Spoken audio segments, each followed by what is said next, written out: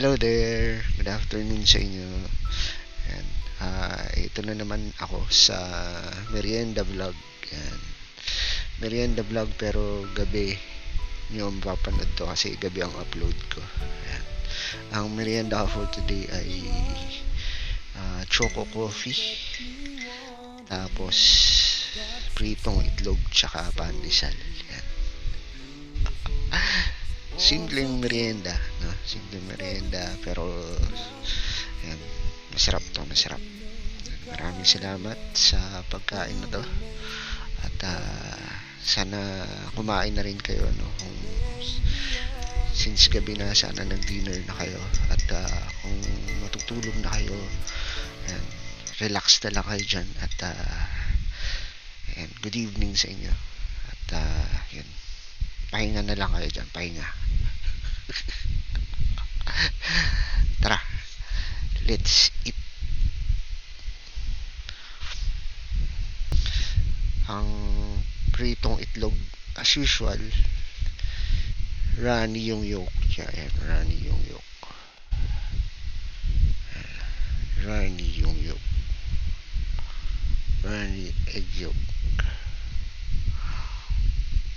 Kaya lang, may butas yung pan.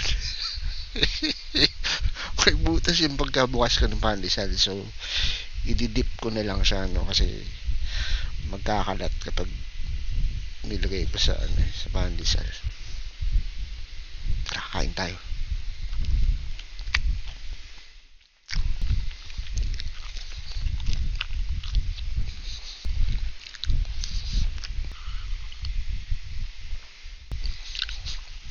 Sakto lang yung tamis. Nagbabawas na ako sa matamis kasi sabi nyo mag di ba? Ingat sa matamis, kaya yan, sinusunod ko kayo. Tama naman kasi yun, no? Tayong lahat dapat sumunod tayo pag tama, diba? Yung suggestion ng mga ibang tao.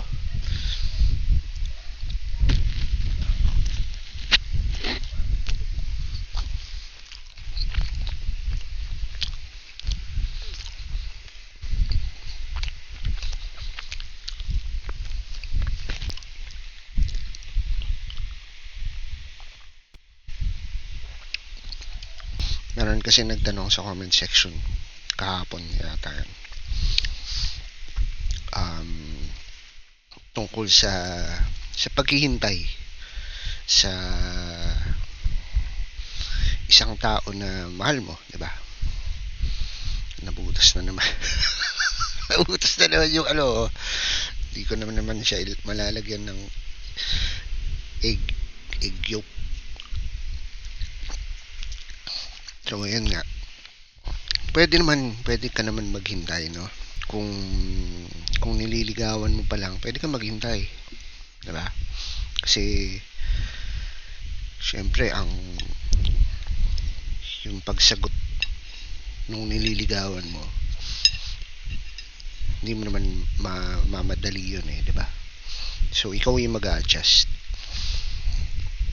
Pero yung time frame ng paghihintay mo, hindi nakabase yun dun sa nililigawan mo. Nakabase sa iyo yun, di ba? Kung gaano ka katagal willing maghintay. Yun. Pero wag mo din siya i-pressure. Wag mo din siya madaliin na parang sasabihin mo sa kanya, ito yung time frame ko, ganun.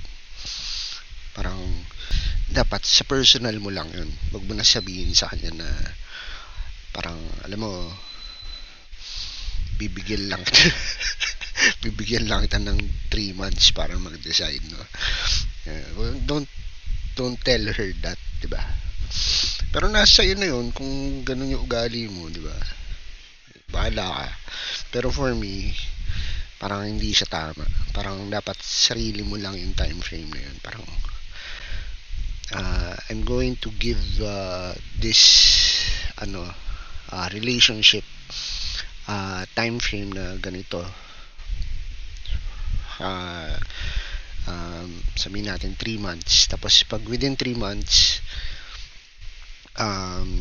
walang nangyari, nothing came out of my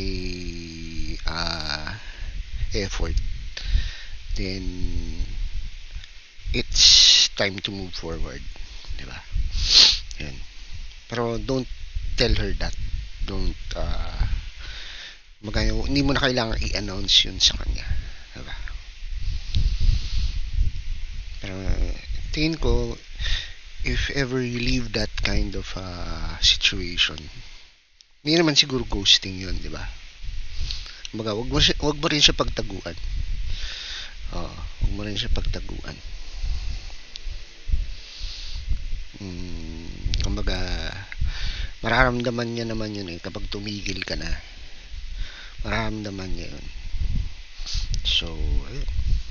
Yun lang yung opinion ko dun. Tapos, halimbawa naman, nasa relationship kayo, kung gaano katagal ka maghihintay. Halimbawa, girlfriend mo na siya, tapos mag-abroad siya, so kailangan mo maghintay ng years para kumbaga nasa usapan nyo na yun, if ever. Kumbaga, mararamdaman mo naman yun kung kaya mong mahintay. Halimbawa 5 years, kaya mo ba yung 5 years na LDR? Mararamdaman mo yun. Pwede mong isugal, pwede mong i-risk yun, pero kung hindi mo kaya,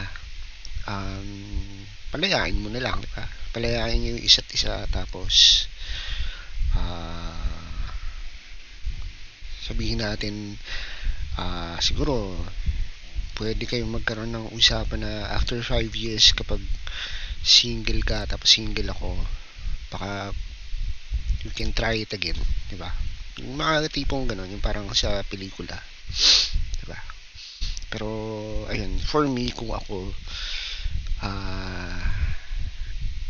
I'm going to try to risk it and wait. Tapos kapag hindi na kaya, mag-usap, tapos end the relationship. Simple lang naman yun. Simple, pero syempre merong may effort ka na gagawin kasi nakapag-invest ka na ng ilang years, diba? Pero ganun talaga. Love is about taking risks. Yan. Kakainin ko na ito. Dami ko na sinabi.